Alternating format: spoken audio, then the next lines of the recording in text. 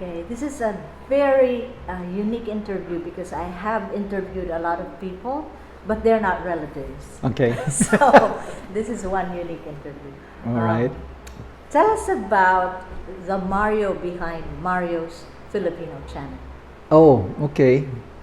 Mario is my name, so I put in. Actually, Filipino channel came from the TFC. I don't know if you heard of the TFC, the Filipino channel. I said, okay, they specialize in Filipino channel, so I just said instead of the Filipino channel, I took out the and I put my names in there, so it's Mario's Filipino channel. So that's how it came out. Yeah, it's actually a smart move. It has a recall. Yes. Yeah. Okay. And Mario is the name of your dad? Yes. My Tito Mario. Yes. And I was thinking maybe you should have put Super Mario or something for the younger generation. I do use that name a lot because in real estate, sometimes it helps when you have a nickname, and Super Mario was my real estate name. So on my listings and whenever I sell, I introduce myself as Super Mario, and they said, "Oh, call Super Mario. He's the best realtor out there." That's so great. I do use that name a lot, and a lot of people remember it. Hey, Super Mario, Yes, that's what Good. marketing people do. That's a good strategy.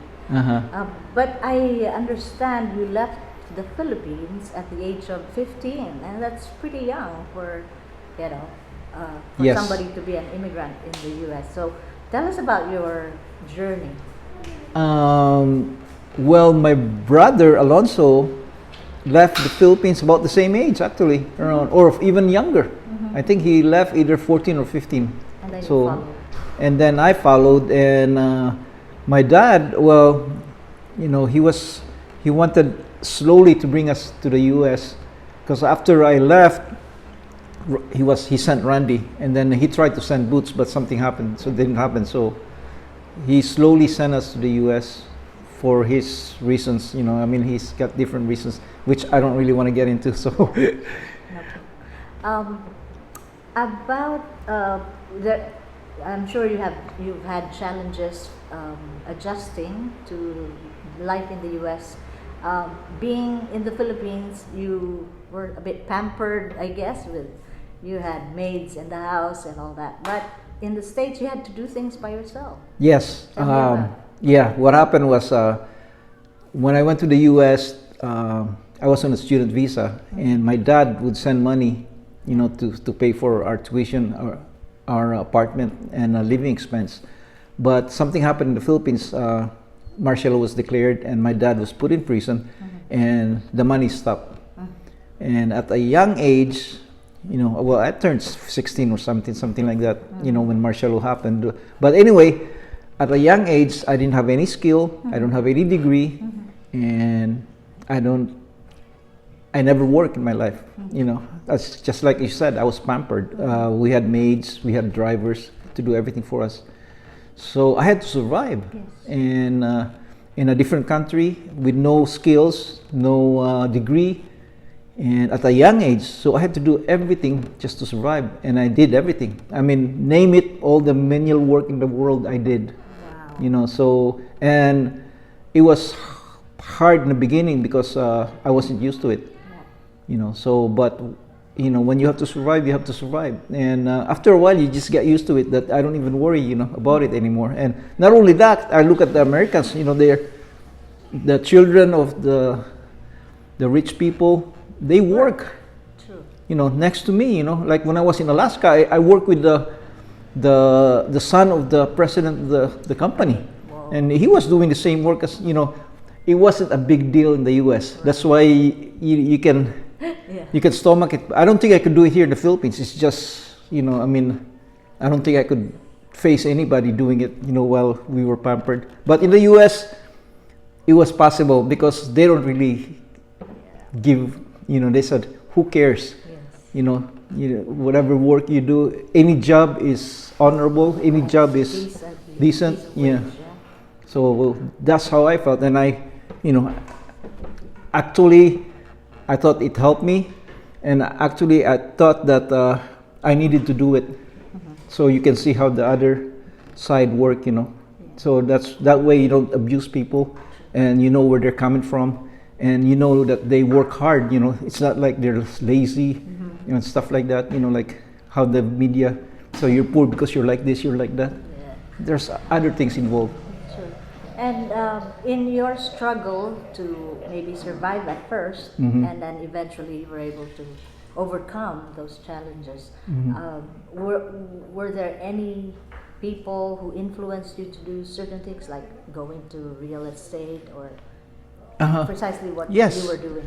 Yes, in my 20s, you know, you, I guess when you're young and then you want to get ahead, I started reading, well, like my dad, I started reading books, you know, about success books, success stories. Leadership. Yeah, and you know, I started reading those books, and just like everybody, I guess, just like everybody else, when you're down, you know, said, you know, you set a goal, and you know, said, oh, I want to make it, I want to be rich, I want to have a nice house, I want to have a nice car, you know. So I started thinking, and then the first thing I really wanted to get in was get into real estate investment. I wanted to start investing in houses, you know, and then buy houses and then sell it later on. So I said, I need to get a real estate license so I can find those houses so I can invest in them. Yeah. So that's how I got a real estate license, and that's how it started, Yeah. basically. Yeah, and you had to do a lot of reading and studying before you got your license, right? Yeah. And I understand you also went into court work. Yes, I did interpreting work, but that was later and that was by accident. You know, because there's a lot of people that's actually better than me when it comes to doing a interpreting job, because my skills in Tagalog and even Bisaya is not that good. Yeah, You know, I mean, considering it's you spent 50 years of your life in the U.S. already. yes, but I had the time, because in real estate, your time is. I didn't have to go to work. I was at a 9 to 5 person. Yeah. So if they need, somebody needs me, you know, if I'm available, I do it, you know, because so I did it side. It's, you know, it's a side hustle basically, Yeah. and I got good at it. You know, I mean, the courthouse know I'm there, you know, so I get calls all the time asking me to come here, come there, you know, and then Available. and I do, besides court, I do hospital work, you know, Oh. interpreting hospitals, and I kind of use it to get, you know, prospect for real estate, because I would meet the family, and then they would ask me, "Is this the only work you do?" You know, and I said, "Not really. I have it in my card." And next thing they say is, "Oh, we're looking for a house," you know, and then. So it was a very good way to prospect, being paid to prospect basically. Great. But besides working, I guess you also had time for recreation. And do you play any sport? I do. I play tennis. You play Yeah, tennis? I used to play basketball when I was younger, but at a certain age, basketball is a young man sport, so I switched to tennis. So I actually started tennis in my early 40s, so I was a late beginner. But you know, our house in Lahug has a tennis court. It's Yeah. owned by my uncle, and that's where I learned how to play in that court.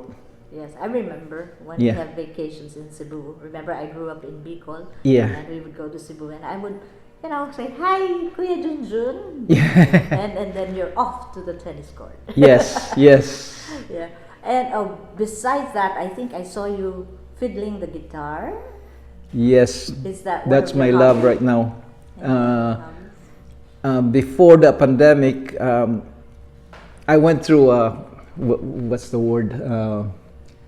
When you get old and you go back to your childhood or even young. There's a term for that. God forget. Huh? Midlife crisis. Midlife crisis. When I was younger in our neighborhood, everybody learned how to play guitar. You know, chords, few chords. And then I stopped playing when I left for the US, and the reason for that is I didn't have any guitar and I didn't have any access, and I just forgot about it. And then when I turned probably mid-40s, Alonso left me his electric guitar because he went to Cambodia to work. And one day I just went to open it, and then everything came back. I want to start playing this. Wow. Then I started learning the songs that I learned in my early 70s, you know, like Neil Young, the Beatles, and James Taylor. James stuff. Taylor. Mhm. I started learning the songs, and then after learning the song, and that's how far I brought it. And then I decided to bring up my skill. So during the pandemic, I started learning how to play lead guitar. Wow. So I started practicing through YouTube every day, and she knows that. Yeah, I saw one of the videos. I think you were doing some kind of tutorial too. I can't remember now, but every day I would play the guitar, in just doing the YouTube, Yeah. and I was able to pick it up, and I still do it even here in Lahog. Yes. I have 2 electric guitars here and 1 in Seattle, and Alonso got my acoustic guitar, so I have 3 guitars here in Cebu and 1 in Seattle right now. That is good. I mean, that's a good way to sometimes relieve you from your stress from work and stuff. That's true. And I remember my mom plays the piano, and she Oh. plays it. She was into classical music, and she would play that every day. I'm not every day. Maybe I think when she's sad or something. Yeah, she got along with my dad because my dad plays Owido. Yeah. He can play just about any music you would like. Yeah. Well, she plays with notes on, but she was playing all the classics, Wow. and when I hear those, it kind of reminds me of my mom. Yeah. But she was really good, so that's the influence right there. Yeah, it runs in the family, I think. Yeah, because Alonso plays guitar and my brother Randy plays guitar. Yes, Yeah. I remember Randy too. So now that you're into your Filipino channel work, Yeah. well, it's not so much work as it is also an outlet for you, A hobby. hobby. What led you to do that? I mean, what pushed you? Okay, I retired. Well, actually, I didn't really retire. I still work, but I retired in a sense that I'm receiving Social Security, applied for Social Security, and I don't have to work that hard anymore. Yeah. I still got my real estate license. I still do some interpreting, but not on a full-time basis. I only do it when somebody calls me. And that's it. I don't go out there and prospect or try to get business or try to do stuff.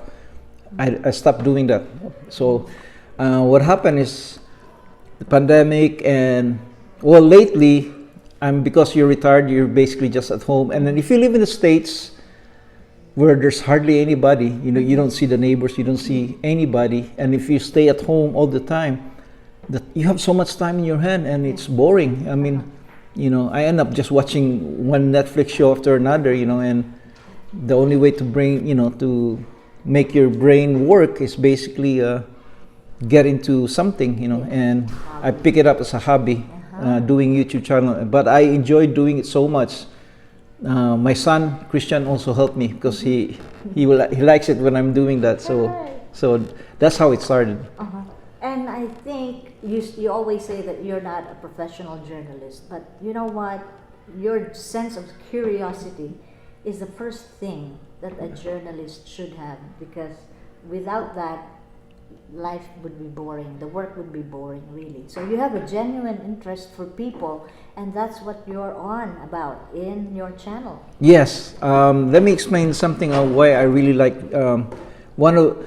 one of the things I did in my channel basically is I did some travel stuff. I show some parts of the Philippines, Right. and the other part is in interviewing people. And how I got into that is I was watching this YouTube show in the U.S. and this guy was interviewing different people. Was he American? Yeah, he was American. And what happened was one of the person he interviewed passed away. And after that, the family of that person who passed away and his grandkids, his children, thanked that guy so much for interviewing him. And they basically said that when they get lonely and they want to see him, they just play the video. And that was like a tribute to that person. yes, remember that's one of the reasons we take pictures of people, to remember them. And but right now because of the media, you get videos now, and not only that, you can hear the guy talk, telling his story, what he did in his life. So you don't hear it from a third party or somebody else. You hear it from his mouth, saying like right now, you asked me about part of my story, Yes. and I told, and I said, yeah, I wish I did that to my mom when she passed away. Yes. My dad. It would be nice if I had their story on video. And my brother Randy, who passed away, I said, man, I should have thought of this. I should have taken videos of the people I love, and then if they don't like it, I could just, keep it, it's in the clouds somewhere. Yes. And then if something, knock on wood, something happens to them, their kids or their grandkids, There's something oh man, to remember them by. yes, it's for posterity reason, and I even see on the movies or people, they would call the number of their loved ones just to hear the voice saying, leave a message. This is about so and so. Please leave a message, and they would play it over and over just to hear the voice. Yes. And here we are, have a video of the guy talking about his life, and you have it in the clouds that they can play back. Yep. I said, I think that's a really good life mission. It is. I mean, if somebody doesn't want to get their video done, that's fine, But at least I tried, and I hope they'd say yes, because they don't know it's going to benefit them down the road with their kids. The people that they believe. Yeah, Yes. if they see it that way. But a lot of them don't see it that way. So a lot of them says, no, I don't want people to know who I am. Not realizing, that It has a benefit.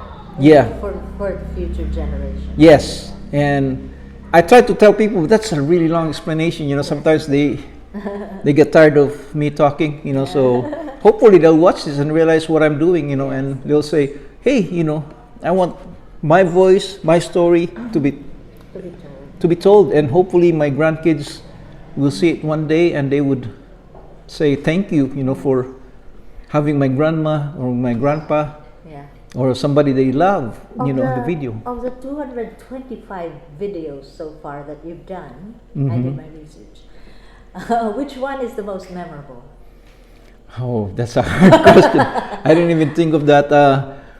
Maybe the more recent one that you can recall. Yeah, well, the reason why there's so many of them is because I made a goal of making one video a day. So I said one video a day, but since my trip, I haven't done any video lately. Yeah. Well, in regards to my what do you call this? My interviews, I just did an interview with Senator Diokno, and that one's a big one because he turned out to be a celebrity in the political sense. Yeah. Yeah. So in terms of celebrity, I did that one. But I wasn't looking for celebrity. I was looking for ordinary people that I can interview. But of course, it helps because if I interview somebody like that, then my channel would be more acceptable, or people would said, well, if Diokno was willing to do it, why can't you? You know what I'm saying? So it does help, but that wasn't my target. My target was the ordinary Filipinos who needs to be heard. Maybe to say that they are ordinary Filipinos or common tao. Yeah. They have an extraordinary story to tell. Yes, right? because they had a hardship that. Yes. I'm not trying to knock Diokno off, but he did have a pampered life. He did go to LaSalle. He did go to the States to be an attorney. You had So common threads with him. Your dad and his dad. yes, Both were political detainees. yes, yes. And I want to hear ordinary people struggling and being able to make it. And that they would be proud of, and their kids can listen to them. That hey, my father, he might not be a millionaire, or he might not be like this or that, but he worked hard for us. Yes. And said, they 1 meal a day, but they're out there working their butt off every day, wake up really early and go out and make a Show living. up to work, yeah. Yeah, just to feed their family. Put You know. food on the table. Yes. Maybe they have For me, that's a hero. sublimated their dreams, their aspirations, just to make sure Yes. their kids have an education. Yes, their stories need to be heard. Yep. And I really feel that, that everybody is the same, especially when you pass away with, ashes to ashes, whatever it goes, but, I feel that everybody are basically the same, either you're rich or poor, so. So yeah, I think you're doing a very good job of curating people's lives along that line. But what challenge do you face every time? Like, how do you make a decision who to interview? A Filipino, they have to be Filipinos? Kind of, because it's called Mario's Filipino channel. So Right. right off the bat, it doesn't have to be Filipino because I'm trying to interview some, but I have to connect it with Filipino. Yeah. Said, like there's this Mexican guy. I already asked him, and he said, "Oh, Mario, I'm not Filipino, but you've been to the Philippines. Yeah. You know, I'm gonna bring. I'll connect it one way or another. You know." So even if it's a white guy, if he's married to a Filipina or spent time in the Philippines, I'm gonna connect it. You know, so just why are you interviewing this guy or that guy? You know, because I'll connect the Filipino part. And we did have a history with Mexico, you know. Yes. Spanish Yes. colonization and Mexican. I did make and a we video. all love tacos, I'm sure. Yeah. I did a video on that. I don't know if you've seen it. I haven't yet. You know, But there's yes, fascinating that people can get to see who the Mario is behind the Mario Filipino channel.